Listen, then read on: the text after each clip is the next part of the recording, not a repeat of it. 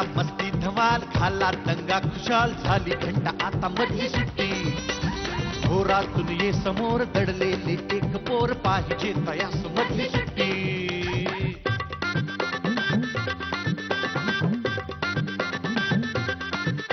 कसे रंग त्यांचे कसे गंध त्यांचे, विचारून घ्या या फुलांना जरा. नको सारखी शिस्त आणि पहारे, मुलांना ती द्याना मुलांना जरा. किलबिल त्या पाखरास वाऱ्यावर वाहण्यास देत जाई पंख मधली सुट्टी. घोरातून ये समोर दडले एक पोर, पाहिजे तयास मधली सुट्टी. मधली सुट्टी. नमस्कार. आजच्या मधली सुट्टीमध्ये मी सलील कुलकर्णी तुमच्या सगळ्यांचं अत्यंत मनापासून स्वागत करतो. आज मी तुम्हाला घेऊन आलोय साताऱ्याच्या एका 113 वर्ष जुन्या शाळेमध्ये. मी जरी जुनी शाळा म्हणलं तरी मला मनापासून वाटतं की शाळा कधीच जुनी होत नाही. पिढ्या बदलतात, म्हणजे या शाळेमध्ये कदाचित आजोबा शिकून गेले तर नातू शिकत असेल. विषय बदलतात, स्वातंत्र्य पूर्व काळातही शाळा होती, स्वातंत्र्य उत्तर काळातही शाळा. त्यामुळे विषय बदलले, विद्यार्थी बदलले, ती शाळा ताजीच राहते. पुन्हा पुन्हा हात पसरून नवीन नवीन विद्यार्थ्यांचं स्वागत करत असते. रोज तितक्याच उत्साहाने शाळा भरते, तितक्याच उत्साहाने नवीन नवीन मुलं शाळेत प्रवेश घेत असतात. तेव्हा आज आपण बघूया की एका बाजूला अजिंक्य तारा, एका बाजूला सज्जनगड, अशा या साताऱ्यामधल्या डेक्कन एज्युकेशन सोसायटीच्या न्यू इंग्लिश स्कूल मधली मुलं आपल्याला काय काय सांगतात. या. चकरकची चाचो चकलोरम गंडो वंडो लकरकटम अक्को टक्को इडी गिडी गिडिगो इडी पाय चिकी चकचो.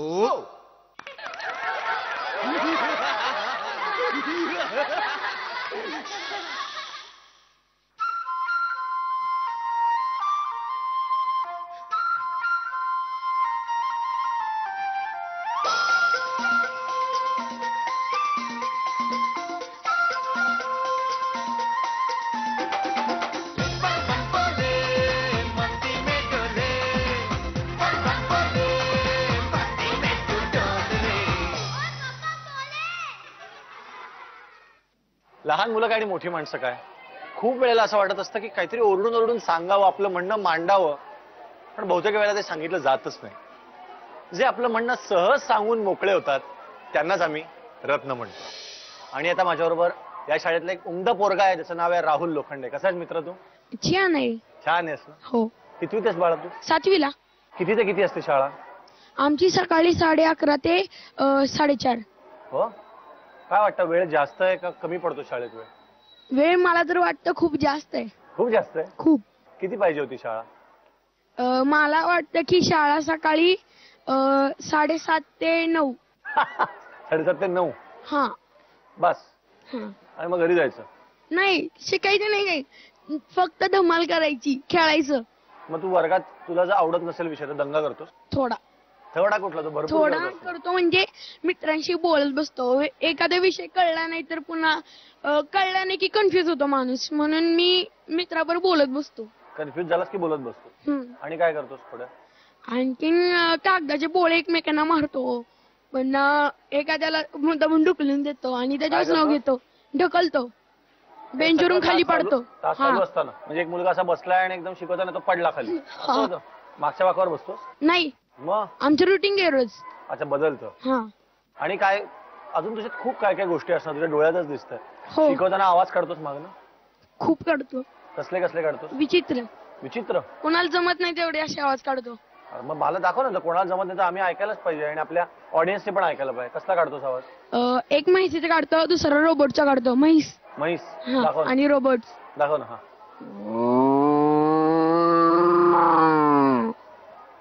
क्या बात आहे रे. मला वाटतं म्हैस पण इतकी चांगली ओरडत नाही माहितीये. हा, आणि कोणाचा? रोबोट. रोबो. हा. Hi, my name is robot, double memory set, CPU control. क्या बात आहे. कलाकार आहेस म्हणजे तू? हो. तू मोठे होऊन काय होणार आहेस? मला फिल्म इंडस्ट्रीत उतरायचंय. उतरायचंय? उतरायचं म्हणजे मला त्यात अभिनय करून दाखवायचंय. मला मोठा फिल्म स्टार व्हायचंय. कोणासारखा? मकरा नानसपुरी एवढं झालं तरी माझ्यासाठी खूप छान आहे. पण एक नक्की तू काहीतरी भारी करणार, कारण तू म्हशीचा आवाज इतका छान काढलास. कुठलीही गोष्ट उत्तम करणं फार अवघड असतं राहुल, की नाही? तुला काय वाटतं? हो, खूप अवघड. आई वडील काय करतात तुझे? बाबा नाहीये, मिलिटरीत होते ते. मिलिटरी नंतर रिटायर झाल्यानंतर पोलीस मध्ये होते. आता बाबा नाहीये, वारले. कशाने? माहित नाही, मी छोटा होतो, 2 महिन्याचा होतो. आईनी? आई घरीच असते. दिदी आहे मला, 3 दिदी आहेत. एक दिदी डीएड आहे, म्हणजे ते शिक्षक आहे. दुसरी दिदी अरे वा. वकील आहे, तिचं लग्न झालं. पहिली दिदी पोलीस आहे. मग दिदी सगळं करते तुझं. हा. क्या बात आहे, मस्त. तुझ्या दिदीला एकदम सॅल्यूट. कारण असं वडील गेल्यानंतर आपल्या सगळ्या घराचं, आपल्या भावाचं करणं मोठी गोष्ट आहे, हो ना? तू पण मोठा झाल्यावर काय करणार दिदीसाठी सांग मला. माझं एक स्वप्न आहे, दिदीला कधी असं नाराजी करायचं नाही. पण मोठा झाल्यावर काहीतरी असं स्वप्न ठेव की तू एवढा मोठा माणूस होशील आणि तोपर्यंत तुझी दिदी पण पोलिसात एवढी मोठी झाली असेल की तुम्ही दोघं अध्यक्ष म्हणून स्टेजवर शेजारी शेजारी बसाल. कोणीतरी मोठी कमिशनर झालेली तुझी दिदी आणि मोठा स्टार झालेला राहुल, हो की नाही? हो. मग मला खूप छान वाटलं हे तुझ्याशी बोलून. कारण मला एक लक्षात आलं, खूप धमाल धमाल म्हणून मी राहुलशी गप्पा मारायला सुरुवात केली आणि त्याच्यातून एक हळवा भाऊ, एक हळवा मुलगा बाहेर आला. मला असं वाटतं की मधली सुट्टी ही फक्त हुशार मुलांची, फक्त गुणी मुलांची नाही, त्यांची तर आहेच, पण या पलीकडे जाऊन अगदी मागच्या बाकावर बसणाऱ्या किंवा अगदी शांत शांत असणाऱ्या प्रत्येक मुलाची आहे. कारण जशी प्रत्येक शाळेला मधली सुट्टी असते, तशी प्रत्येक मुलाची एक गोष्ट असते, तशीच राहुलची. अजिंक्य तारा का सज्जनगड? अजिंक्य तारा. तू गेलीस दोन्हीकडे, काय का अजिंक्य तारा का आवडते? आता सज्जनगडला कसं म्हणजे खूप असं गर्दी असती किंवा खूप सारखं घंटा किंवा खूप गलबलाट असतो असा. मग तसं पण अजिंक्य तारा नसतं, तिथं आपण कधी पण मोकळेपणानं फिरू शकतो. झाडी खूप असतात, वारा वगैरे खूप छान असतो, त्यामुळे आवडतं. मग पाहुणे कोणी आले की तू अजिंक्य ताराला घेऊन जातेस? पाहुणे एवढे उत्साही नसतात. काय सांगतेस? हो. काय म्हणतात पाहुणे? कुठे जाऊ, कुठे जाणार डोंगरावर उंच? मेन म्हणजे पाहुणेच येतात 3-4, जास्तीत जास्त 2 दिवस, त्याच्या पुढे काय सांगतेस? पाहुणेच येत नाहीत. कोण त्यामुळे येतात नातेवाईक ग पाहुणे? नातेवाईक म्हणजे आत्या, आजी आणि मावशी. तुला नात्यांचं काय महत्व वाटतं का आयुष्यामध्ये? आता काही वेळी आपण काही आता अडचण आली आपल्याला काही, तर मग तेव्हा आपल्याला नातेवाईकांची खूप गरज भासती. मग तेव्हा नातेवाईकच आपल्याला मदत करू शकतात. म्हणजे आता काही वेळी आपण पैशांची गरज भासती, मग तेव्हा आपल्याला नातेवाईकांकडनं पैसे मागू शकतो आपण. त्याच्यानंतर मग आता एखाद वेळी आता कोण गेलं समजा किंवा अचानक काही झालं, कोणाला दुखापत झाली, तर मग त्याला हॉस्पिटलमध्ये न्यायला वगैरे मग पण आनंदाच्या प्रसंगी पण आपण सगळ्या नातेवाईकांना हो. बोलवतो ना. म्हणजे आपल्याला प्रत्येक गोष्ट शेअर करायला शेअर आवडते करायला आवडते. म्हणून नातेवाईकांबरोबर. म्हणून आपले नातं काय फक्त आपलं रक्ताचंच महत्वाचं असतं का मैत्रीचं महत्वाचं असतं? तुला काय वाटतं? दोन्ही पण सेम. तुझ्या आयुष्यात कुठलं आहे? माझ्या आयुष्यात मैत्रीचं. सगळ्यांची तुझ्याशी मैत्री आहे? सगळ्यांची. का असं वाटतं? तू तेवढी चांगली आहेस की सगळ्यांना तुझ्याशी मैत्री करावीशी वाटते? का तू सगळ्यांना सांभाळून घेतेस? नाही, कसं आहे, पहिल्यांदा मी खूप भांडते एकतर, आणि मग परत नंतर माफी मागते. प्रत्येकाशी भांडतेस? हो. का? आवडतं. माझ्याशी भांडणं. नाही. भांडणं कुठल्या तरी विषयावर भांडणं. असं नाही, म्हणजे मी चूक केली तर मग मी नाही भांडत. जर बाकीच्यांनी चूक केली तर मग मी काहीतरी भांडते. चूक करू. मला नाही आवडली बाबा आजची हवा, आणि तुमच्या शाळेमध्ये मला जरा कंटाळा आला. मग असं नाही, आमचा सातारा खूप चांगला आहे, आमच्या साताऱ्याबद्दल असं काही बोलायचं नाही, नाहीतर मग खूप मार देईन, नाहीतर मी खूप रागवेन. मार देशील तू? तुम्हाला नाही, मैत्री असेल तर. काय होणार आहेस मोठे झाल्यावर? एक म्हणजे जास्त करून बास्केटबॉल मध्येच मला फार आवड आहे, त्यामुळे त्याच्यातच जाईल. प्रॅक्टिस करतेस का पण? हो, दररोज जाते, दररोज. बास्केटबॉल मध्ये काय करशील तू? भारताच्या टीम मध्ये जाशील, ऑलिम्पिक, हा, एशियन गेमला जाशील, ऑलिम्पिकला जाशील, ऑलिम्पिक. स्पोर्ट्स मध्येच काहीतरी करायचंय. हो. अभ्यासात अजिबात गोडी नाही. गोडी नाही म्हणजे काय होतं? गोडी नाही म्हणजे पुस्तक धरून वाचायला लागले तर मग डोळे असतात पुस्तकाकडेच, पण मग आता मैत्रीण काय करत असेल किंवा आता कोण म्हणजे कसं काय करत असेल, आई काय करत असेल, आता सगळे विचार चाललेले असतात डोक्यात. लक्ष काही अभ्यासात लागत नाही. तुला तर साताऱ्यात तू राहणारी एक शाळेतली 8वीतली मुलगी आहेस. कुठला प्रश्न वाटतो का आता आपल्या समाजापुढे सगळ्यात मोठा? भ्रष्टाचार. एकदम स्पॉन्टेनियस उत्तर, भ्रष्टाचार. म्हणजे काय ग? तुझ्या लेखी कशाला भ्रष्टाचार म्हणशील? म्हणजे कॉपी आता- करण्याला भ्रष्टाचार म्हणशील शाळेत? नाही, का? तो मुलांचा थोडाफार का होईना अधिकार आहे. असं नाही, म्हणजे मला हे काही पटलं नाही. भ्रष्टाचार इज भ्रष्टाचार. मग ठीक आहे, मग थोडस होईल भ्रष्टाचारासारखं, पण जास्त करून मंत्रीच जास्त करतात काय भ्रष्टाचार. करतात ते?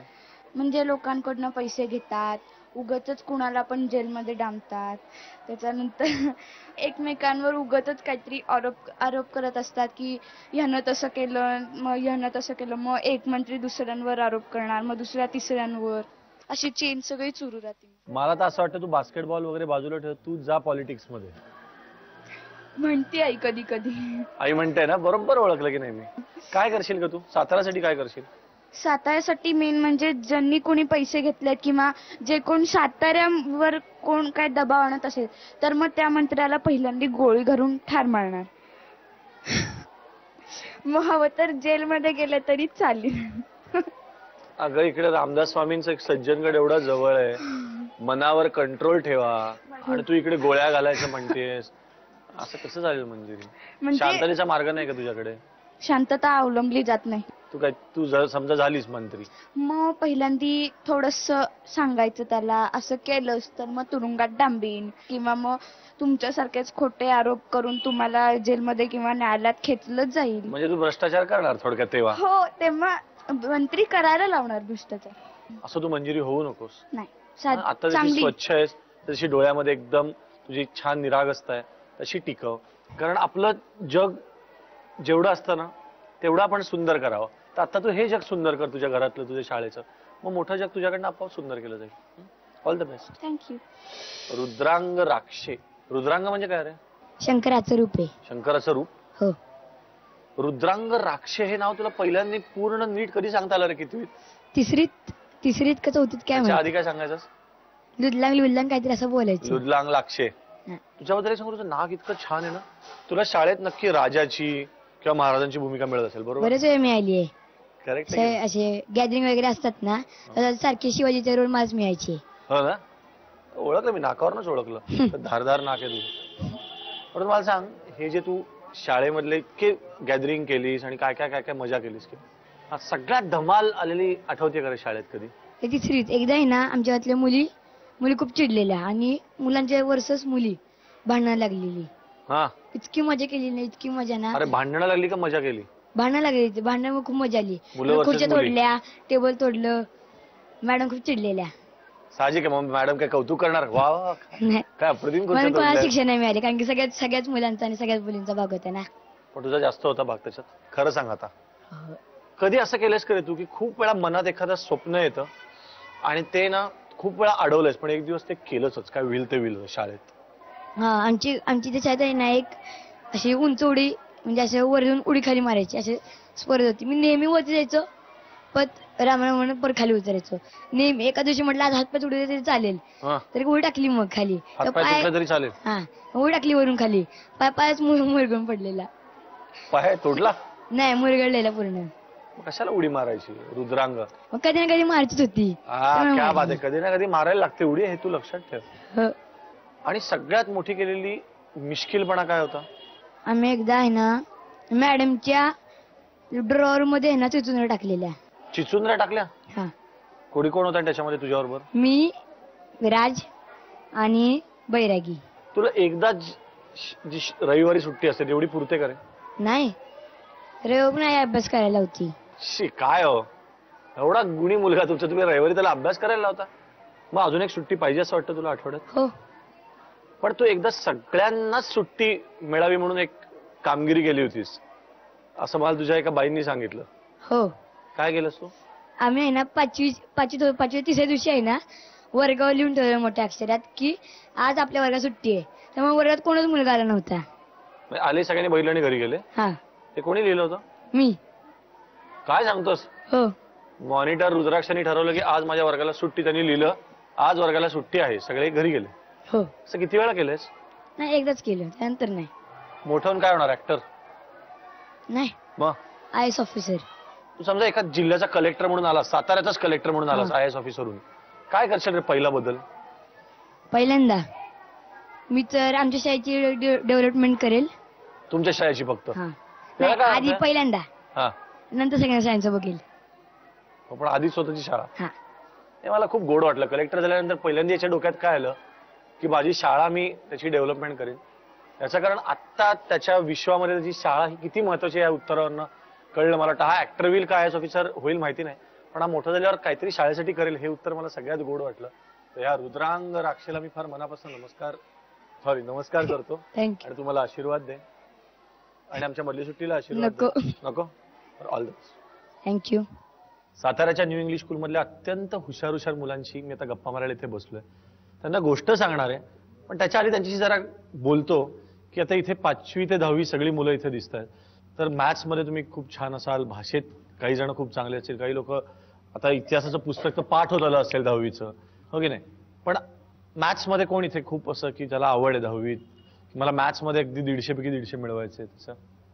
हा, तर त्यामुळे तुम्हाला समजा असं मी पटकन विचारलं की 8चा पाढा आपण 10 पर्यंत जर तुम्हाला असा येतो, 20 पर्यंत पण येईल. 8:27 आहे माहितीये का? 8:27 आहे? नाही. तुला माहितीये? नाही. ओके. आता मी थोडा फिरून प्रश्न विचारतो. 27:8 माहितीये तुला? 27:8 तुला येईल, मला खात्री आहे. आणि ते जर येत नसेल तर मात्र 10वीचा अभ्यास तुम्हाला पहिल्यापासूनच करायला लागेल.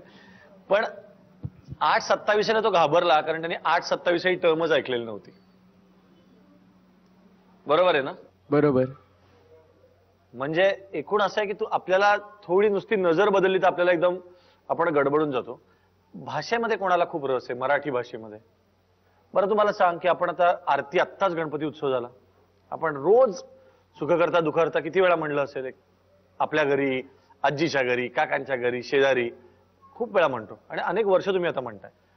पहिल्या ओळीचं मला डिव्हिजन सांगा कशी आहे? सुखकर्ता दुःखहर्ता वार्ता विघ्नाची, हा पुढे नुरवी पूर्वी प्रेम कृपा दैवाची. ती आपल्याला सांगेल बरं का की सुखकर्ता दुःखहर्ता वार्ता विघ्नाची नुरवी पूर्वी प्रेम म्हणजे काय?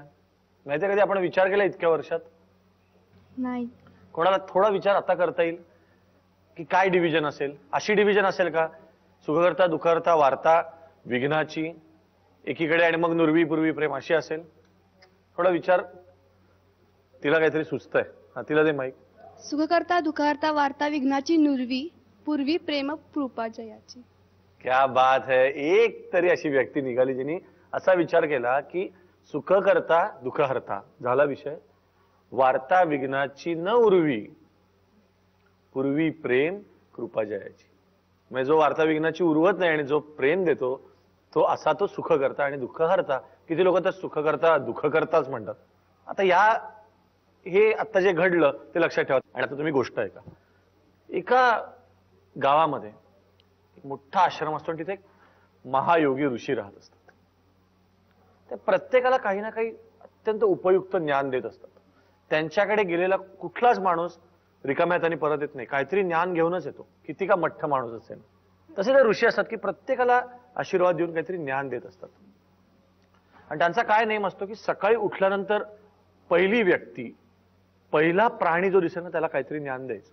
एक दिवस ते सकाळी सकाळी उठून अंगणात येतात तर एक पोपट तिथे बसेल असतो. ते म्हणतात तुला मी आज ज्ञान देतो.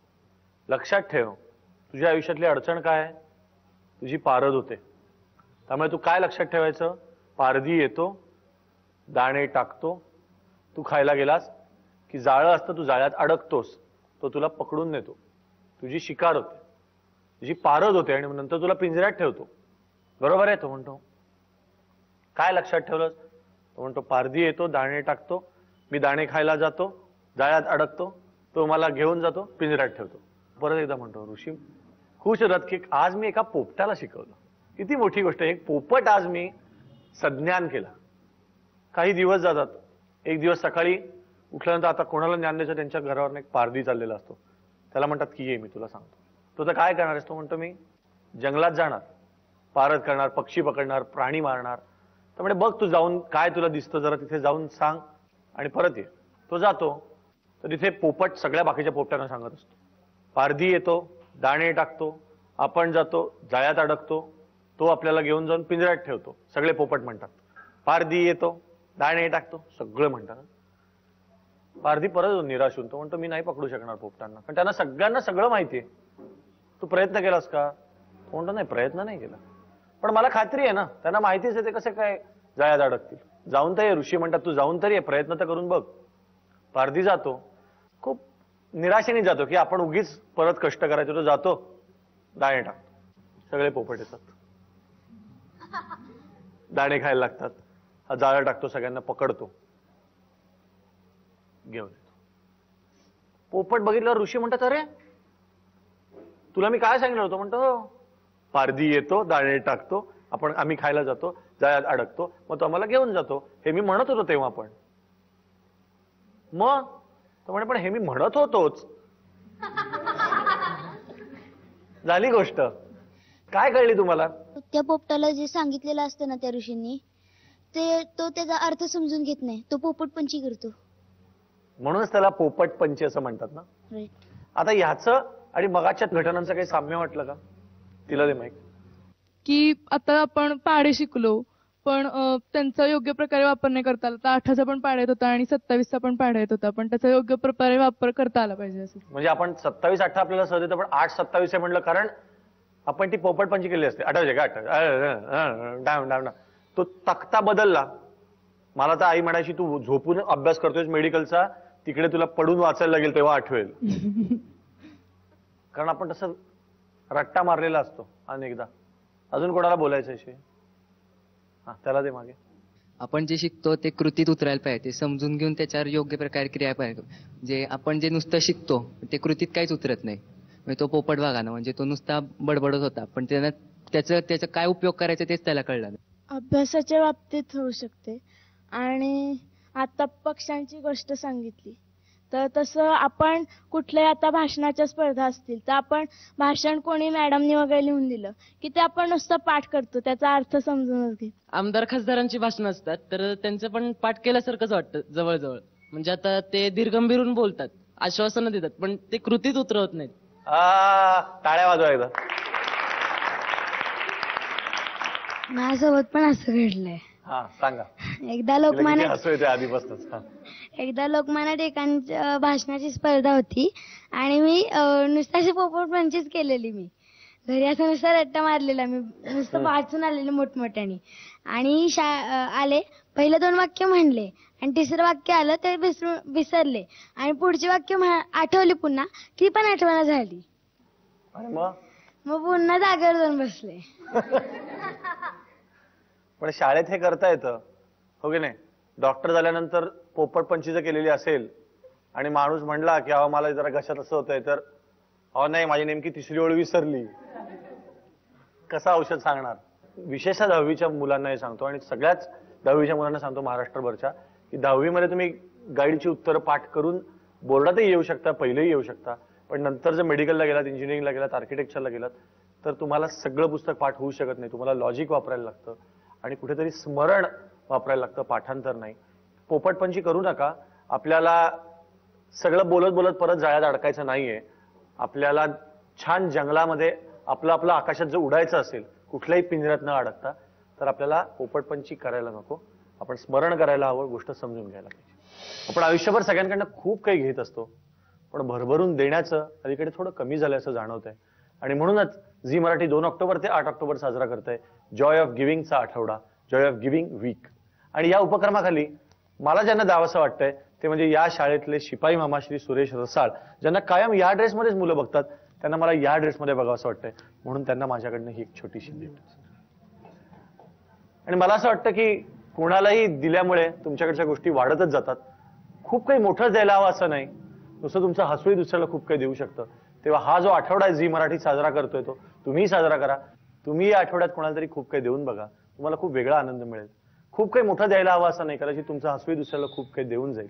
देऊन तर बघा आणि परमेश्वर तुम्हाला किती भरभरून देतो तुम्हीच बघा. मधली सुट्टीमधला सगळ्यात छान भाग म्हणजे एका भागात मला 2-2 शाळांमध्ये जाता येतं. म्हणजे एक विद्यार्थ्यांची शाळा आणि एक सेलिब्रिटीची शाळा. विद्यार्थ्यांची गप्पा चालू आहेतच, चालू राहतीलच, पण आता आपण बघूया की आपण कुठल्या सेलिब्रिटीच्या शाळेमध्ये आज जाणार आहोत, कुठल्या सेलिब्रिटीच्या लहानपणीच्या गोष्टी आज आपण जाणून घेणार आहोत. बघूया. पुन्हा एकदा मस्त गावे, हसावे, झुलावे, खुलावे, किती वाटते उतरून ओझे वयाचे चलारे, पहा कोवळे ऊन बोलावते. वर्षांचे पूल आज ओलांडून ये आल्याड, घे तुला हवीच मधली सुट्टी. आज आपल्याबरोबर आहेत अभिनेते सतीश पुळेकर. नमस्कार. खूप छान वाटतंय कारण मी खूप शाळेतल्या दिवसांपासून तुमचं, माझ्या शाळेतल्या दिवसांपासून तुमचं काम बघतोय आणि मला असं खूप कुठेतरी आतमध्ये माहिती होतं की आपली कधीतरी यांची खूप छान भेट होईल. ती आज मधली सुट्टीच्या निमित्ताने झाली. तर आज तुमच्या शाळेत आपण बसलोय इथे दादरला, बालक विहार विद्यालय. तर आज कसं वाटतंय आणि हे आज इथे बसल्यानंतर शाळेतले काय काय असं आपण म्हणूया की हायलाइट्स काय काय आठवतात? आज इथे आल्यानंतर खरं म्हणजे खूप गहिवरल्यासारखं होतंय की इथेच सगळं आयुष्य गेलं, इथेच काय म्हणतात ते, तू किती नालायक आहेस किंवा तू किती चांगला आहेस किंवा तू कसा वागतोस आणि कसा अभ्यास करतोस, कसा अभ्यास करत नाहीस वगैरे सगळं इथेच ऐकलेलं आहे.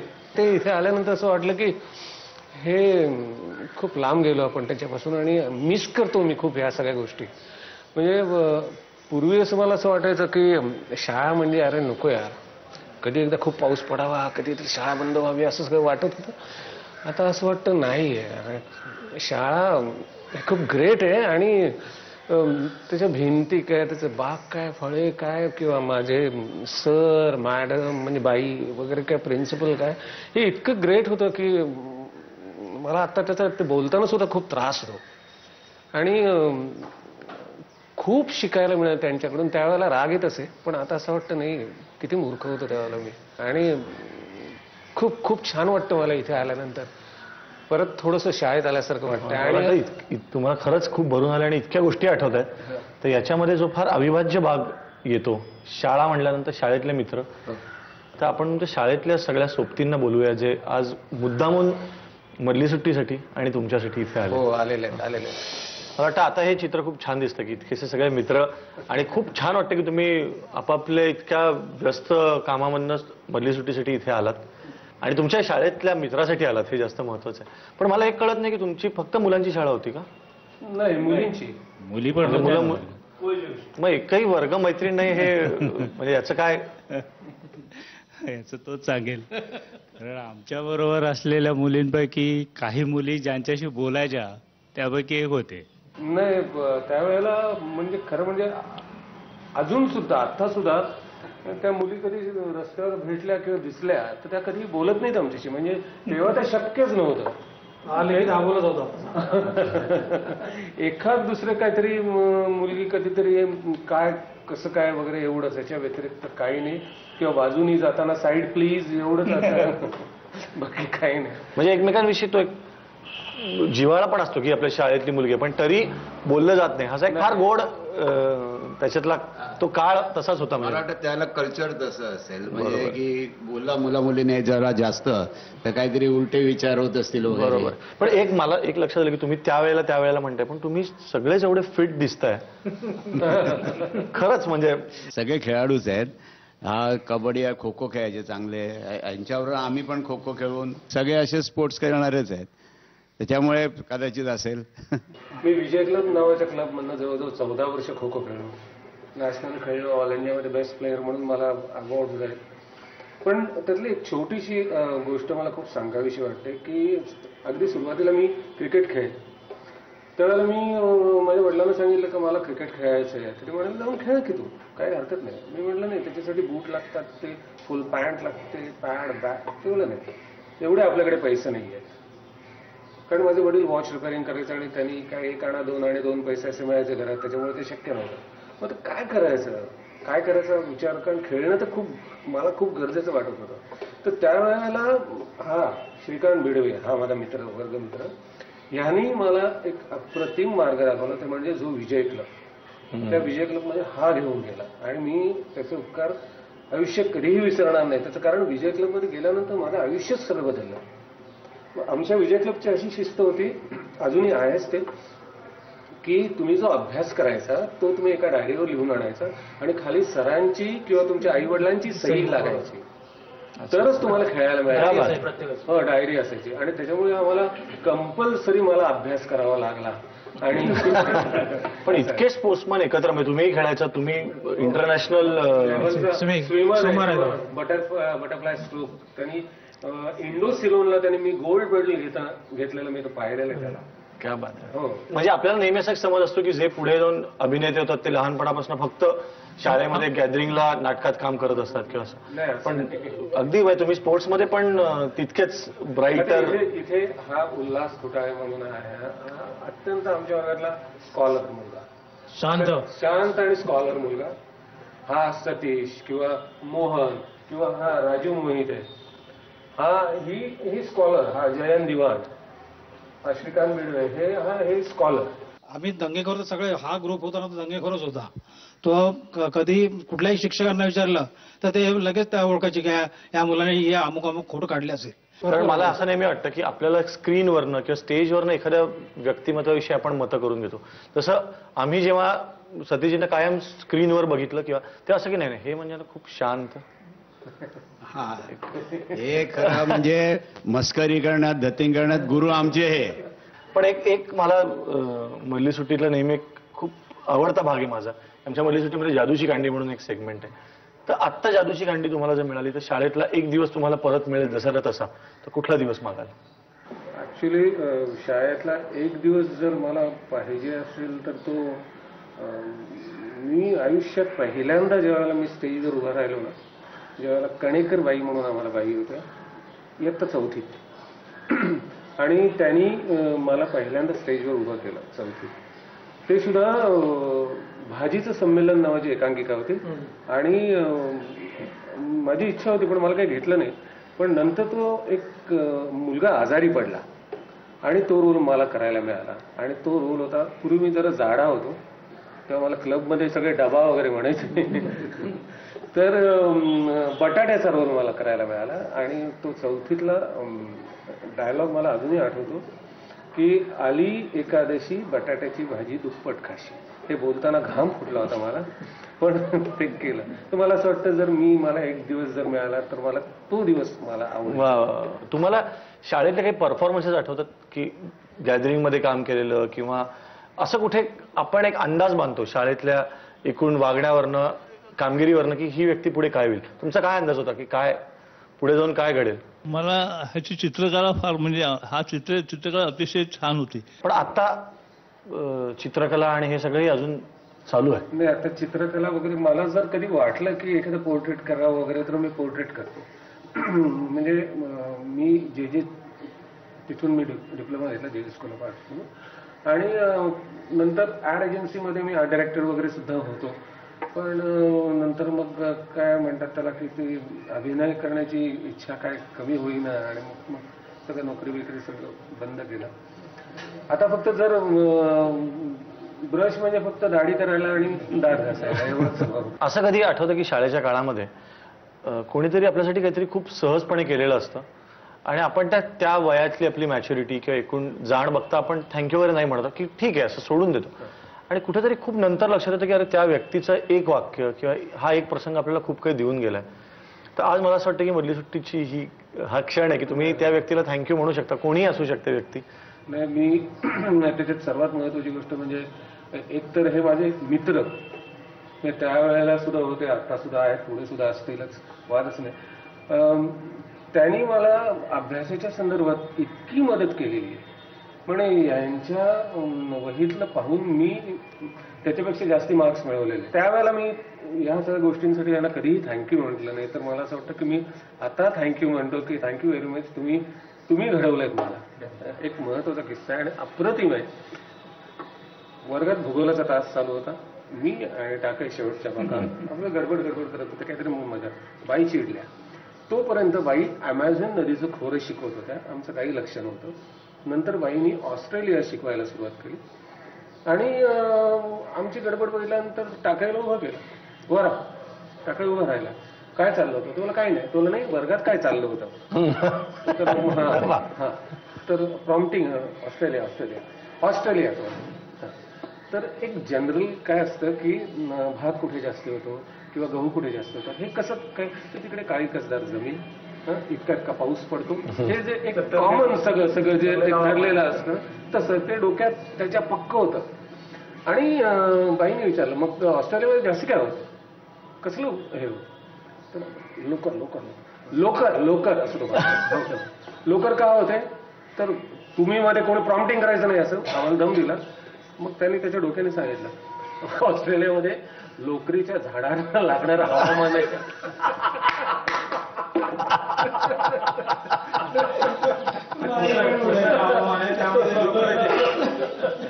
आम्ही गेलो होतो, साफ गेलो होतो, म्हणजे बाहेर नाही बोलते लोकरीची झाडं असतात. मला एक गोष्टीची खात्री आहे, म्हणजे यांना शाळा सोडून खूप वर्ष झाली आहेत, मला थोडी कमी झाली आहेत, आणि अगदी 5 वर्षापूर्वी शाळा सुटलेली जी लोक असतात तेही शाळेतले तेच किस्से पुन्हा पुन्हा आपल्या घरच्यांना सांगतात, पुन्हा पुन्हा आपल्या मित्रांना सांगतात, मुलांनाही सांगतात.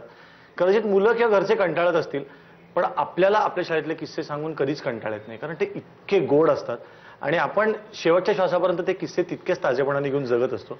म्हणूनच मला असं वाटतं की त्या शाळेतल्या किस्सांना मजा आहे आणि म्हणूनच मधली सुट्टीत मजा आहे. आज आपण सज्जनगडाच्या पायथ्याशी बसून या मुलांशी गप्पा मारतोय आणि खरंच रामदास स्वामींनी ज्या श्रीरामाला आपलं सर्वस्व मानलं, आई मानलं, वडील मानलं, ज्ञानेश्वर माऊलींनी ज्यांनी पांडुरंगाला आपलं आई मानलं, वडील मानलं, यांनी ज्या पद्धतीने भक्ती केली त्यातूनच दासबोध झाला, त्यातूनच ज्ञानेश्वरी आली. आणि आजही पालक मुलांवर प्रेम खूप करत असतात. मला एवढंच वाटतं की कधी कधी मुलं पालकांना गृहीत धरतात की काय. तर आज या मुलांची मी चर्चा करणार आहे की खरंच आई वडील आहेतच असं आपण मानून चालतो का, की ते तर आपल्यासाठी आहेतच. तसं आत्ता कदाचित शाळेतनं तुम्हाला घ्यायला आई वडील येतील की त्यांना काय थोडा उशीर झाला तर थांबतील असं आपण मानतो का, आपल्याला पण त्यांच्या प्रत्येक बारीक गोष्टीची काळजी असते. आपण सगळेजण आईला किंवा बाबांना गृहीत धरतो, कारण की आपण आपले ते सगळे आपल्याशी मोकळेपणाने बोलतात आणि आपल्याला जे पाहिजे ते घेऊन देतात. म्हणजे आपल्याला जर एखादा प्रकल्प करायचा असेल तर आपण असं म्हणतो का आई माझ्याकडे हे आहे, मी करून टाकते किंवा करून टाकतो.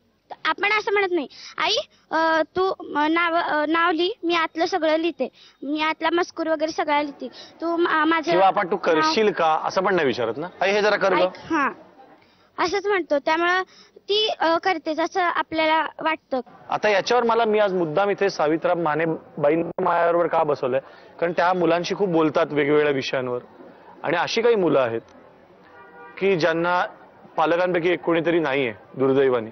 अशा मुलांशी त्या बोलतात, त्यांचं काउन्सिलिंग करतात, त्यांना मार्गदर्शन करतात. तर तुम्ही याविषयी सांगा ना की ह्या मुलांचं मुळात मानसिकता शाळेमध्ये वेगळी जाणवते का तुम्हाला?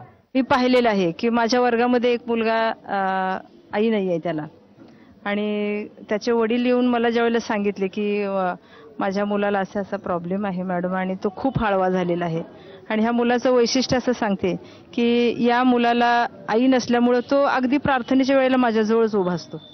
त्यामुळे त्याला माझ्या लक्षात येतं की त्याला जागा प्रयत्न करतात. शिवाय तो एकटाच आहे, त्याला बहीण सुद्धा नाही, पण ज्या मुलींनी त्याला ज्या प्रेमानं राख्या बांधलेल्या आहेत त्या राख्या सुद्धा अजून त्याच्या हातामध्ये तशाच आहेत. त्यामुळे मला तो मुलगा आहे पिलके. मॅडम येत आहेत म्हणून मी आता आहे. मॅडम आहेत म्हणून तू इथे आहेस? हो, आणि मॅडमच्या मी शेजारी करतो, कारण त्यांनी मला कधी आईची कमी भासू दिली नाहीये.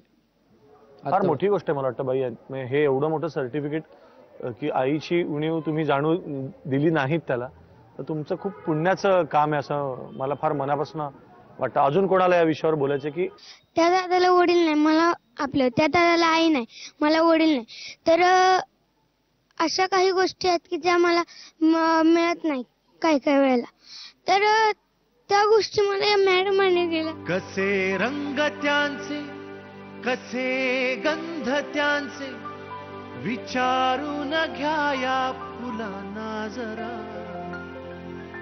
नको सारखी शिस्त आणि पहारे, मुलां हाती द्या ना मुलांना जरा, किलबिल त्या पाखरास वाऱ्यावर वाहण्यास देत जाई पंख मधली सुट्टी.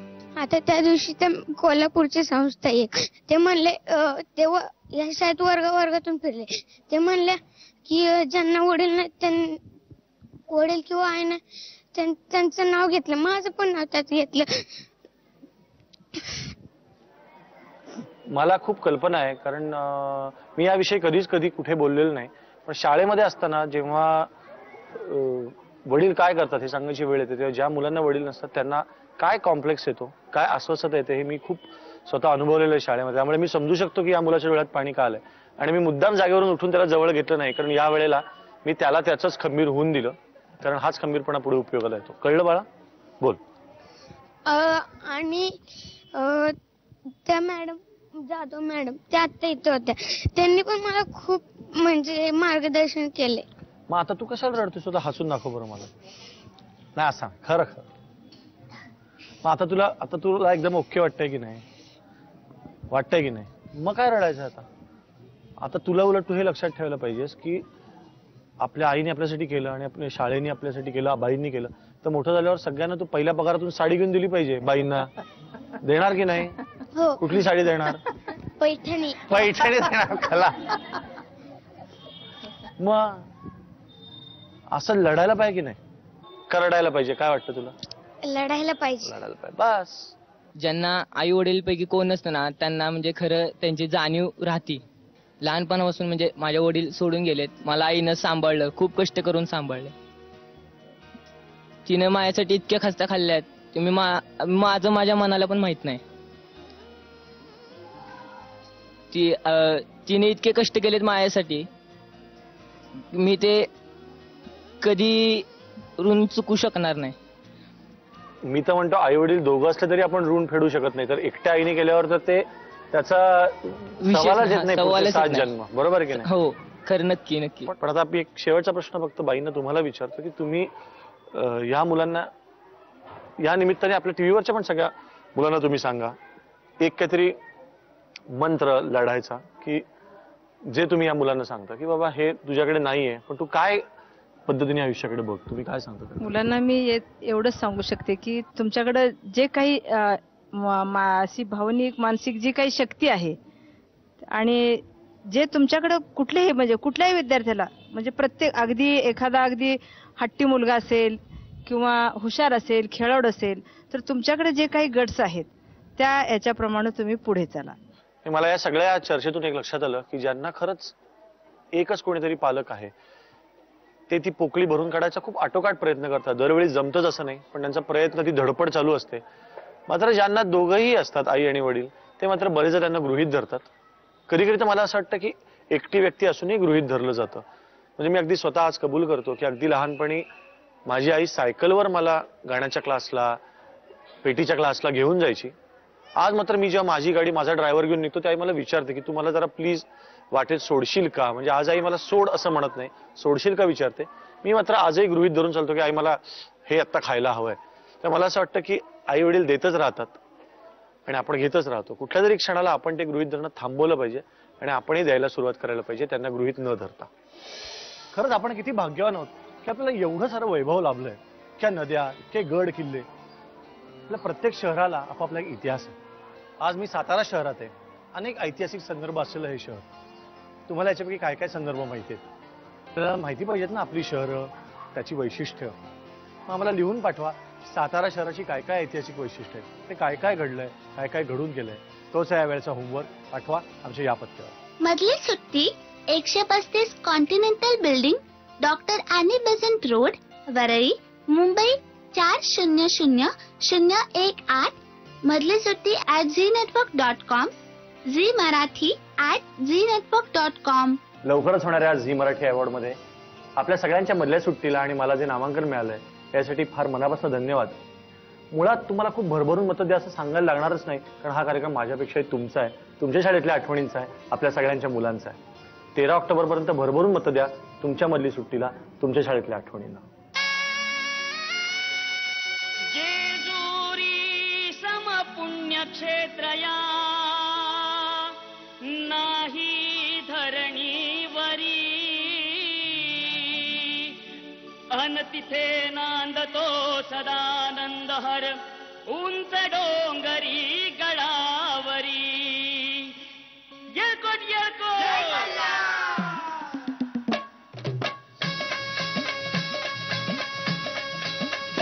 जेजुरीच्या खंडेराया जागराला या या, अनवाईच्या तू गणराया जागराला या या, हे पसरणीच्या भैरी देवा जागराला या या.